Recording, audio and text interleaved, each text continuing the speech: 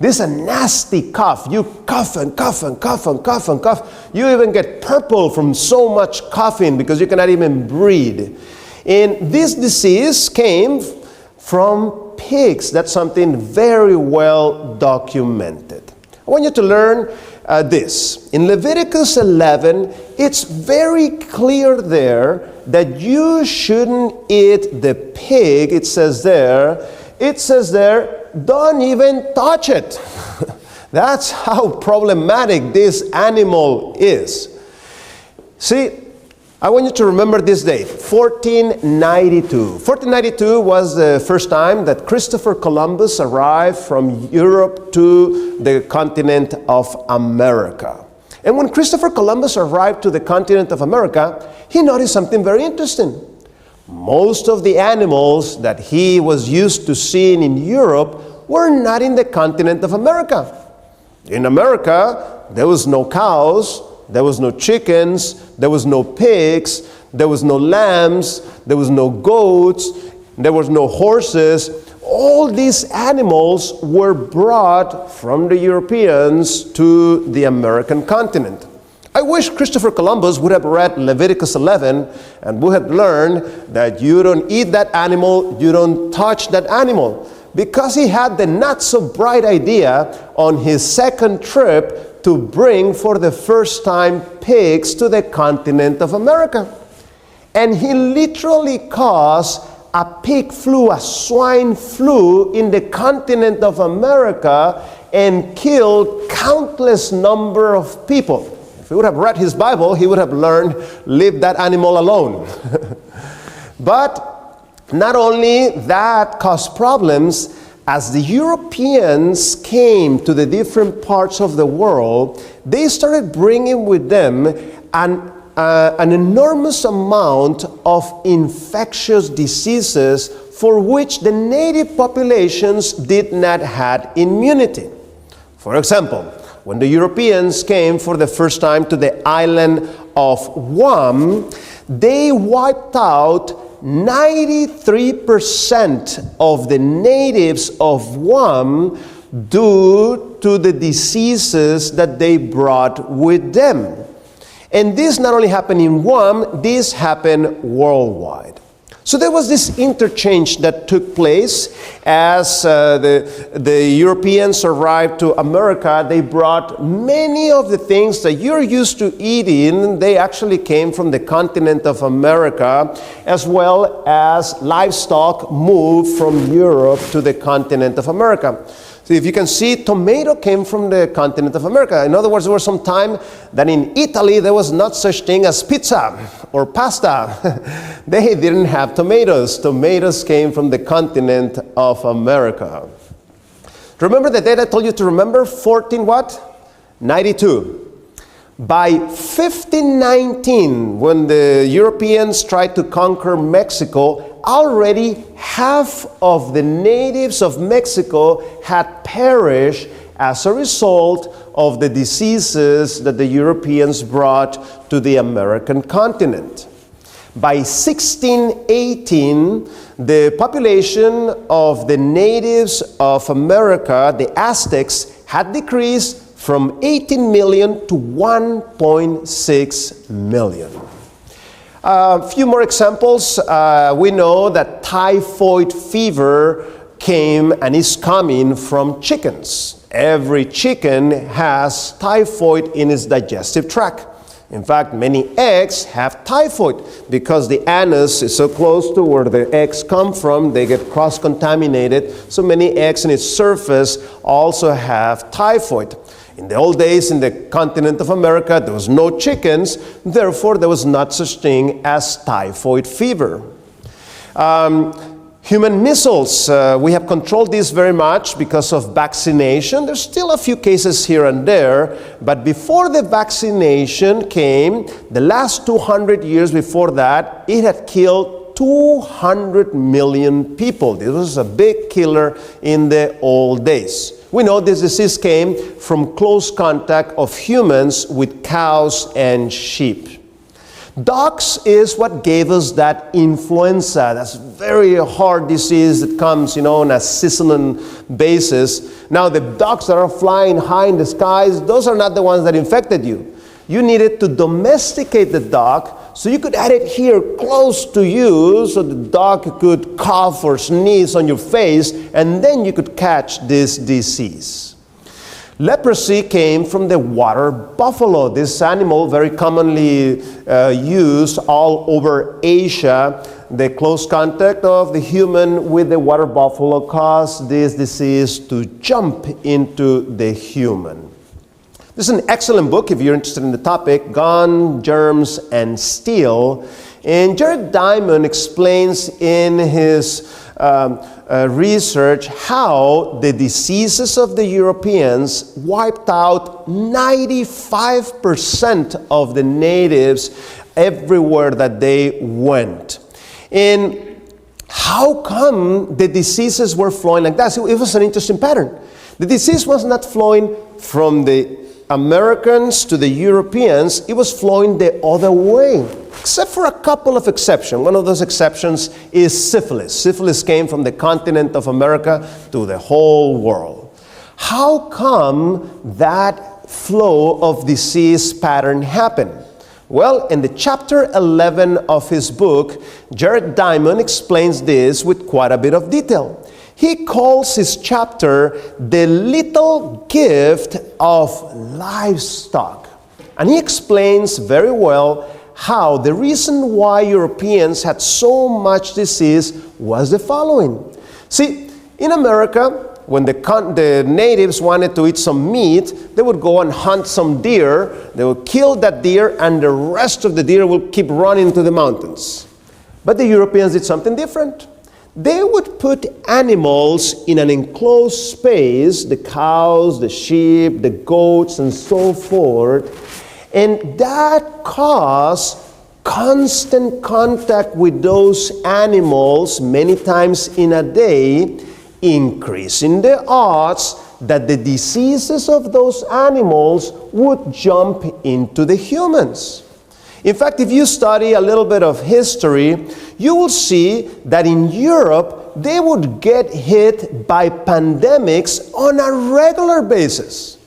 For example, the plague of Justinian killing 10,000 people a day, the Black Death, which wiped out half of the population of Europe, the Italian plague, which killed 1/3 of the inhabitants of Venice, and on a regular basis, they would get hit by pandemics over and over again. And you can trace every single one of those pandemics to animals. Now, infectious diseases were a big killer worldwide, but things started changing by the mid-20th century.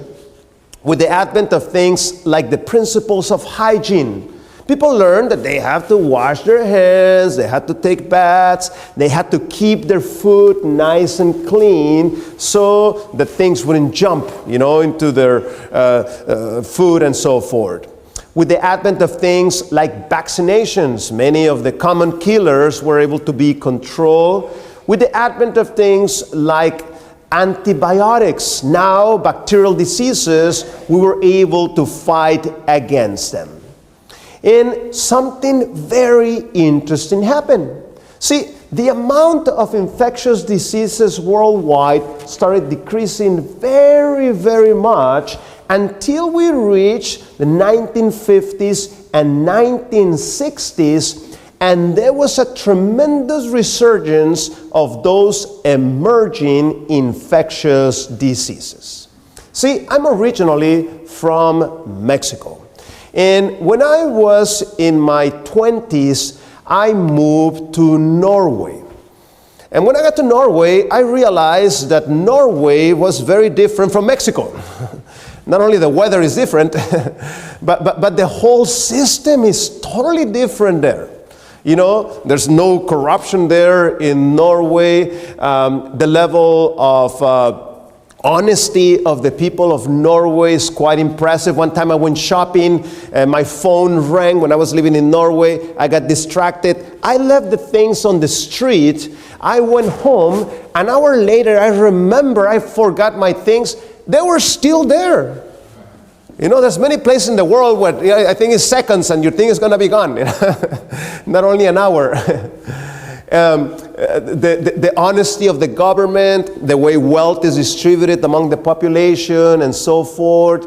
I mean, it was very different from Mexico. So I said to myself, I'm going to figure out why Norway is such a prosperous country. So what I did, I went to the local library to read the history of Mexico. And as I'm reading the history of Mexico, I get shocked. Norway was a dysfunctional country. There was corruption in that country. There was a big social problems in that country. But something, and it looks like I was reading the history of Mexico, but something happened to Norway that didn't happen to Mexico. A man and a new philosophy from a man by the name of Martin Luther arrived in that place, and it totally transformed that country. It transformed the way people thought, it transformed the way people acted, and it did a major revolution in that country. See, I had the privilege of having been in 98 countries on planet Earth. And I can see this pattern very clearly. You show me the Protestant-built country, I'm going to show you the most prosperous countries on planet Earth. So you have Canada and America.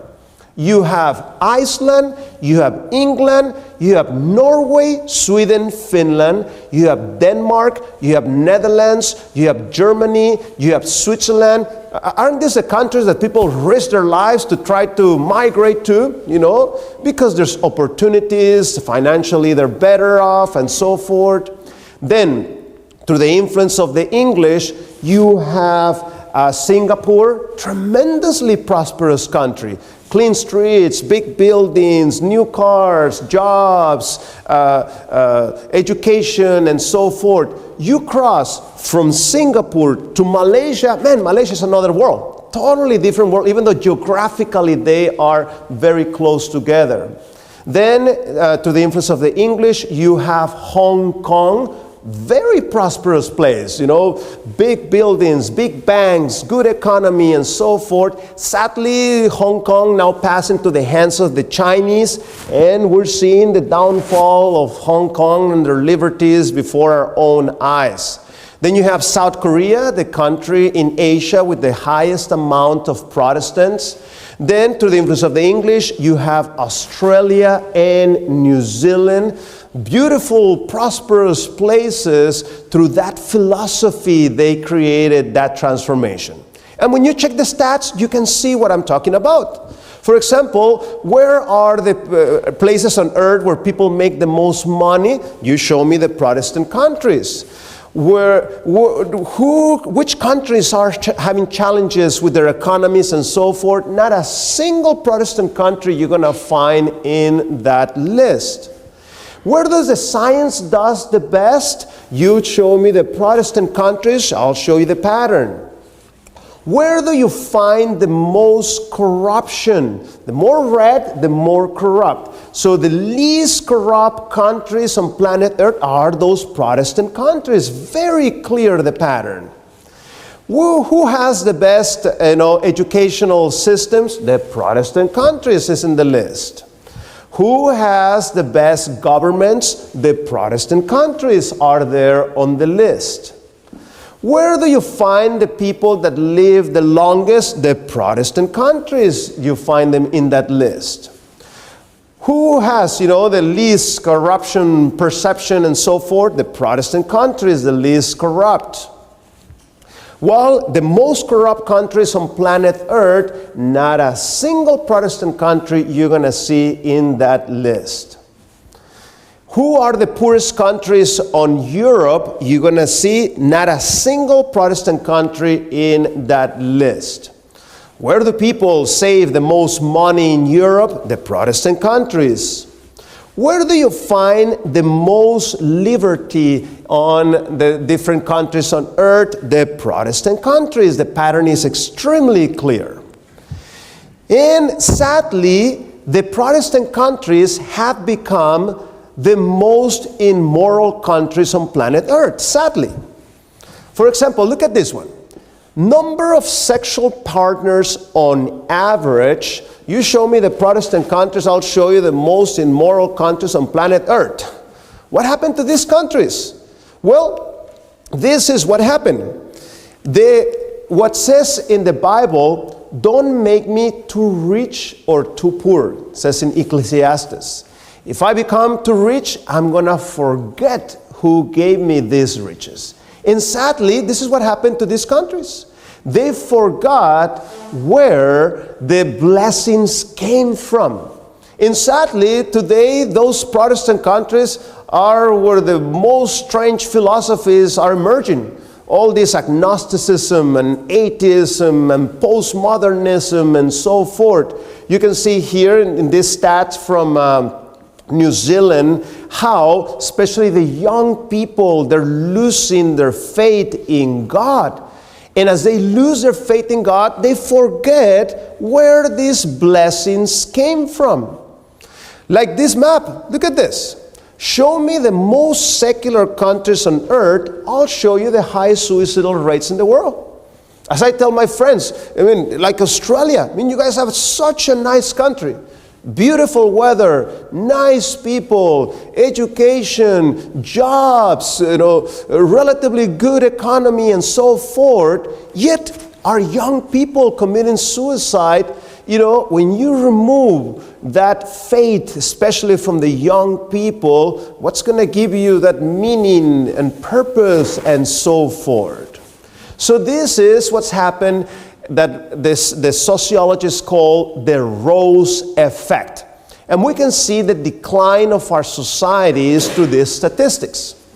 For example, notice that the disaster started in 1950s, 1960s. Percentage of teenage girls that had premarital sexual relationships. That thing going up and up. This one, very sad. Sexually transmitted diseases, specifically gonorrhea, on the ages of 10 to 14. A range of age that you shouldn't be able to see that disease. And the thing is going up and up and up. Birth rates of single girls, 10 to 14 years of age, going up. Out of wedlock births as percentage of all births, going up and up and up.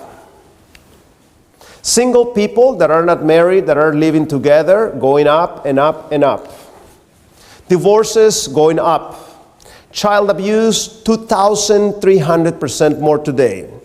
Illegal drug use, 6,000% more today. Violent crimes, 1,000% more today. Suicide among teens going up. So, by the time we reach 1975, we had 30 new diseases that we had never ever heard of. So here is a map of all the emerging infectious diseases worldwide. The COVID-19 and the bird flu are the famous ones, but I'm telling you, there is a bunch of these diseases all over the place. In this 1975 new era of disease, you can trace most of those diseases to animals. Let me give you a few examples. Argentina, classic example. In Argentina, they realized that many more people wanted meat for food. So as a national policy, the government encouraged people to start cutting down their ancient forests and start putting animals in instead. That was a really bad idea. It was good for economics, but it was bad for emerging infectious diseases. Because diseases that were in the forest started jumping into the workers and into the animals. In fact, other countries in South America saw that that was something that was generating good income, so they copied the pattern. Started cutting down their forest and putting animals instead. Here's a map. Do you see every single one of those lines? Every single one of those lines are new emerging infectious diseases that surge as a result of doing that. Cutting down their forest and putting animals in instead. Another example is in Africa. In Africa, there's this very worrisome group of emerging infectious diseases with the name of viral hemorrhagic fevers. Just by the name, do they sound like a nice disease? No, they are not nice diseases. You get these very high fevers and you start bleeding from every orifice in your body. The most famous one of this group is Ebola. Most people have heard about that one. But there's other ones that are very nasty. Like that Marburg disease, man, that's a nasty disease. That has a fatality rate between 50% and 88%, depending, who are you quoting. Imagine that, a disease that is going to kill half or 88% of the people that get it. And right now, in the western part of Africa, they have a little outbreak there. Let me tell you where these diseases came from. See, in Africa, they realized that they had very good quality exotic wood in their forest. So business people started sending groups of workers to cut down those ancient trees. And let's say you're going to be one of those workers. I'm going to send you to work there to cut trees for the next 2 months. What are you going to eat? I mean, come on, you have your lunch with you. You're going to have some food with you that after a few weeks you're going to run out of it. What are you going to eat for the next 2 months? Well, these people had the not so bright idea to start killing monkeys for food. Now, if you read Leviticus 11, it's very clear you shouldn't be eating these animals. And the worst part, they went to the cities and told people, hey, you should try the monkey. It tastes really good. So now the people in the city started eating the monkeys. I mean, there's a reason why in Leviticus 11 says, don't eat these animals.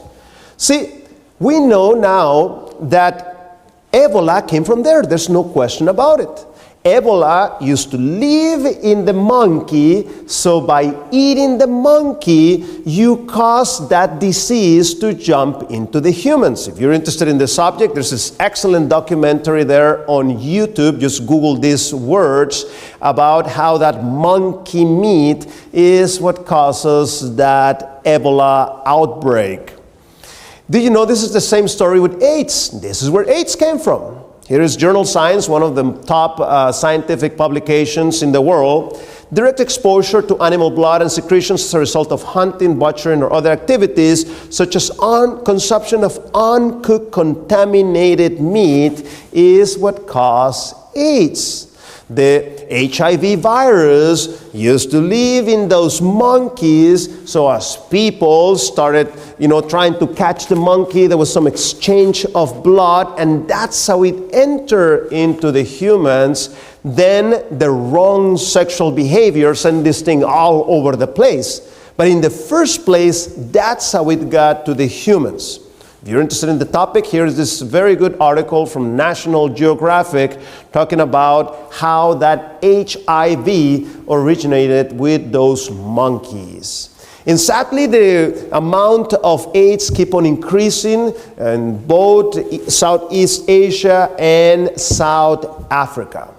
Another source of emerging infectious diseases is the famous wet markets. That sadly you find them in Indonesia, in China, in Malaysia, and a few more other countries. This is a really bad idea. You have different species of animals that were never together in nature, and you're putting them there together. Well, that causes the disease to jump from one place to another. And let's go and see one of these places. If you can mute that audio. So you have here bats. So they cut the wings of the bat. So they do some recipes with the wings, and then they do some other recipes with the rest of the bat. Do you think it's a good idea to eat bats? The Bible says don't eat this animal. Then look at this guy. He's cutting off this snake they're going to eat. Does Leviticus 11 give you permission to eat snake? No. Then, do you know that bats have little hands? At the end of the wing, they have these little hands. And then you have these rats. Look at that. Does the Bible give you permission to eat rat? No, isn't it? Leviticus 11 don't eat rat. And then cats.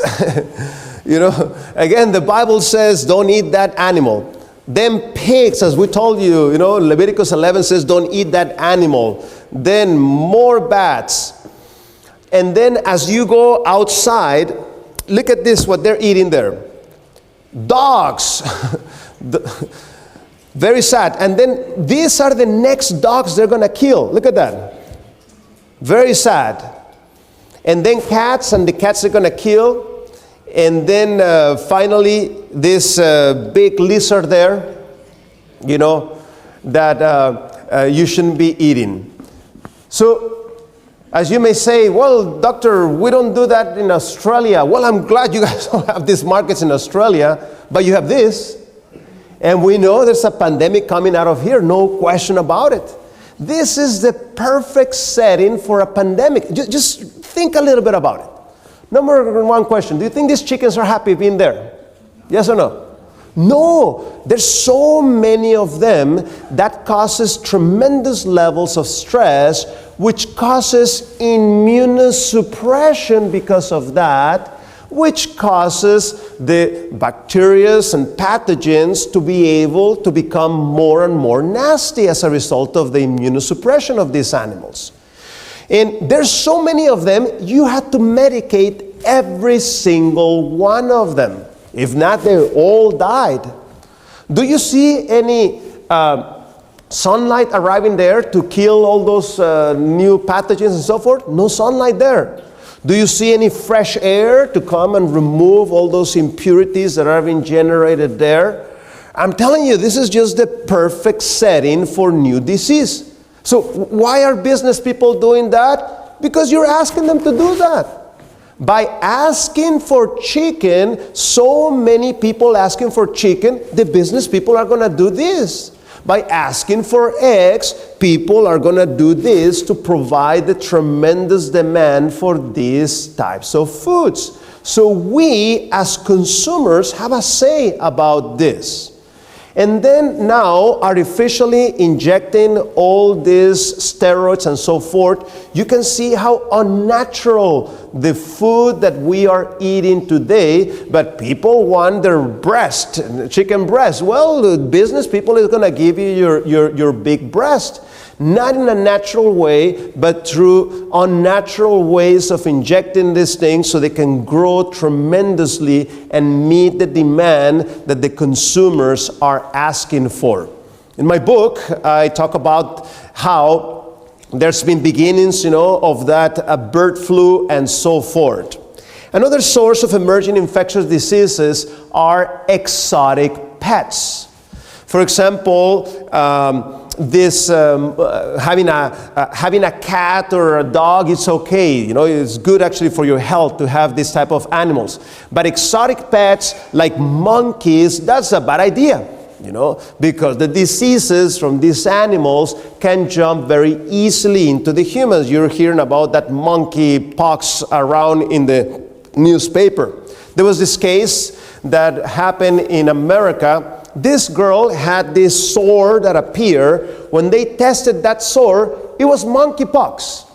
She didn't have a monkey, But the neighbor of the neighbor of the neighbor had one, so the thing jumped and ended up affecting this poor girl for having these exotic pets. And another source of disease is this animal called the civet cat. In Asia, in many countries, they raise this animal because they eat it. Again, Leviticus 11 says don't eat this animal, but these people disobeying Leviticus 11. So they eat this animal, but they also make the world's most expensive coffee with this creature. How they do that? Well, they feed this creature coffee beans, and with the poopy, they make coffee. And the thing is like super expensive. 1 kilo of this poopy is gonna cost you like $600. People pay a ton of money for this thing. Supposedly because the anal glands give them a very special taste and so forth. I don't know if they ever heard of peppermint tea or something else to drink, you know. Why do you have to drink this thing, you know?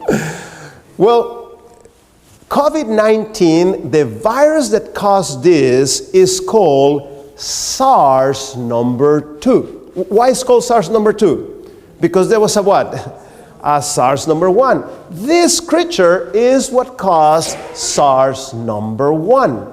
Here is the Lancet, a very serious medical publication. I'm quoting, a culinary choice in southern China, talking about that civet cat, led to a fatal infection in Hong Kong and subsequently 8,000 cases of that SARS number 1 and almost 1,000 deaths in 30 countries on 6 continents. They were able to stop this thing. If not, it would have become the same mess that this COVID-19 caused. But unnecessarily, you know, from violating Leviticus 11. In closing, I have 2 more diseases. This one, Streptococcus suis. This one emerged from China from raising pigs. Here is this disease. It's a nasty disease. This disease likes to go and infect your brain. And half of the people that get this infection go blind. It's a nasty disease. This is not a nice disease at all. Here's the official report. Stress due to poor housing conditions such as overcrowding and inadequate ventilation are risk factors for the development of a clinical apparent disease. There's pigs that are raised in these cages their whole lives. Why they're so mean to these pigs?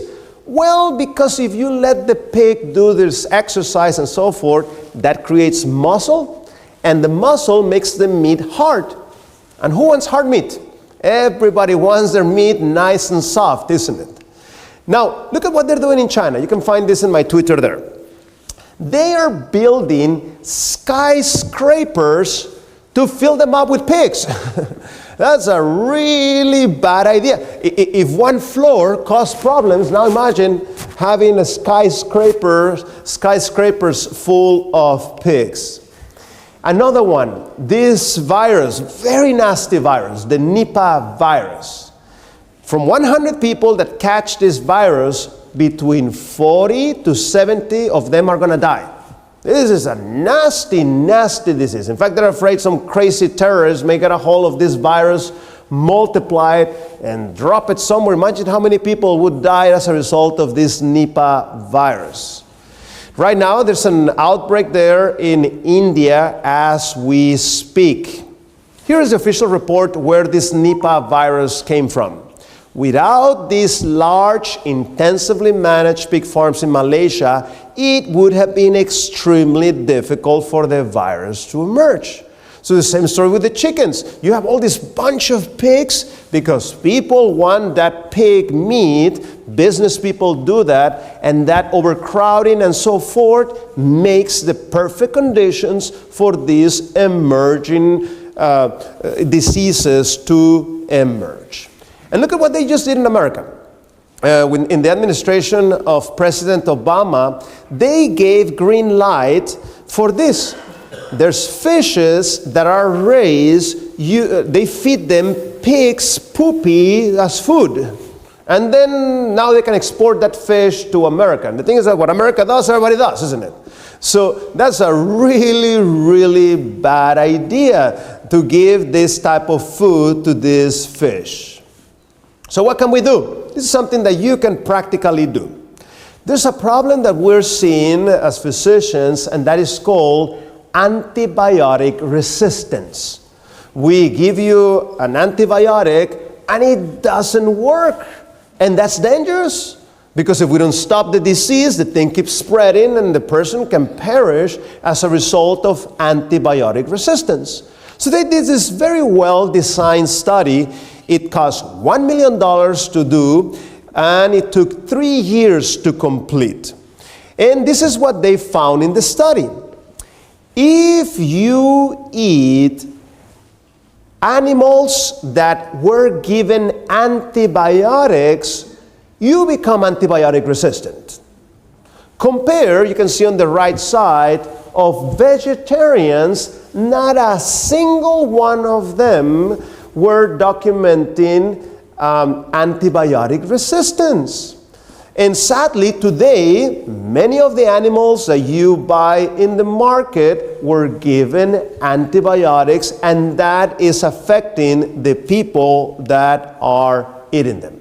Here's the World Health Organization explaining to you how this works. So on the top left, you have the medication, the antibiotics given to the animals. The animal becomes antibiotic resistant. You go ahead and eat that meat, you become antibiotic resistant, and by the time you go and search medical help, when they give you the antibiotics don't work on you, secondary to that antibiotic resistance. So another problem that we're seeing is this chronic wasting disease. We're finding this disease is a brain disease of prions on animals that are wild. People go and hunt them and eat them. They can get this chronic wasting disease. This is not only in United States, Canada, Norway, Finland, and Sweden. It's also found here among some of the people that are raising the animals. It's called John disease. They have found it in cattle, in sheep, in goats, in deers, in cameloids. As people eat these foods, they can actually catch this chronic wasting disease. It's something similar to an Alzheimer's type of disease, a prion disease. So there's a reason why we have special counsel. The light that God has given me is that the curse of God is on the earth, the sea, the cattle, and the animals. There will soon be no safety in the possession of flocks or herds. The earth is decaying under the curse of God. And continues, the light given me is that it will not be very long before we shall have to give up any animal food. Even milk will have to be discarded. Disease is accumulating rapidly. The curse of God is upon the earth because what? Man has cursed it. Tell them that the time will soon come where there will be no safety in using eggs, milk, cream, or butter, because disease in animals is increasing in proportion to the what? To the increase of wickedness among men. Question, are we a society becoming more good or more bad? There are results of that disobedience. If you study, for example, the book of Judges, you will see that when the people of Israel were being disobedient to God, there were consequences, isn't it? The Philistines started coming and all kinds of problems. So this is the reality that we live in. Last year I was presenting some research at this meeting, the American College of Lifestyle Medicine, and you had 3,000 of some of the brightest minds on earth. Guess what food they were serving there? Whole food, plant-based diet. I didn't hear anybody complaining, oh, where's the chicken? You know, I miss my chicken. No, was really, really good food. These people in this field understand that is the best food for your health, is the best food for the environment, is the best food to prevent emerging infectious diseases. So I think it's time to leave these animals alone, isn't it? As we are seeing the tremendous increase of these emerging infectious diseases. Some of you may be saying, well, doctor, we are in a very turbulent times. Where, yeah, we are. No question about it.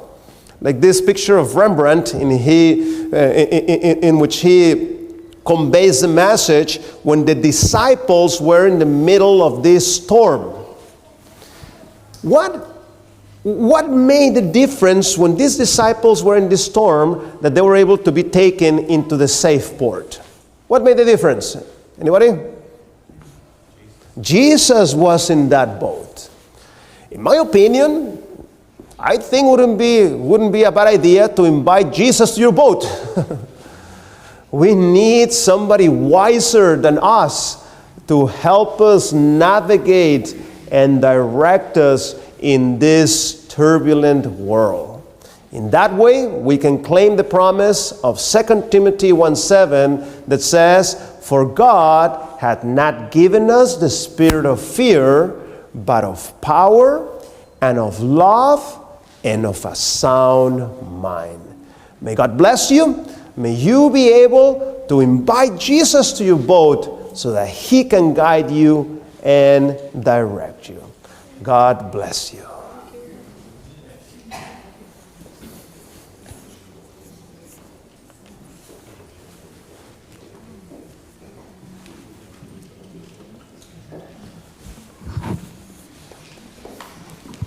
Thank you, Dr. Eddie. Well, did he disappoint? No. Thank you. I'm really looking forward to the rest of the week. I was in the kitchen helping with the food and I heard most of that, so that was pretty amazing. Now we have a break. There are some refreshments in the main hall. We would invite you to have a restroom stop and some refreshments.